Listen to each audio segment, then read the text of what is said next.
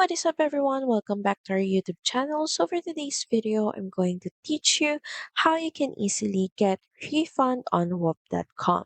So all you have to do is of course head over to Whop's website and make sure that you log into your account.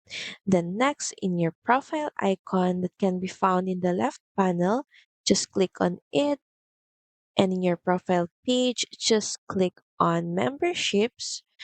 So from here, you should be able to see and view all of your memberships. And all you have to do is just click on the membership that you want to get a refund of. Then from here, just click on request a refund. Then just choose the issue that you want to report to get your refund. From here, all you have to do is further discuss your issue and why you are deserving to get the refund. Then you can also upload the file to strengthen your stand and case. And once done, just click on submit. And from then on, all you have to do is wait for an email response or for them to reach out to you to get your refund. So that's pretty much it. Thank you very much for watching this video. I hope that you find this video helpful.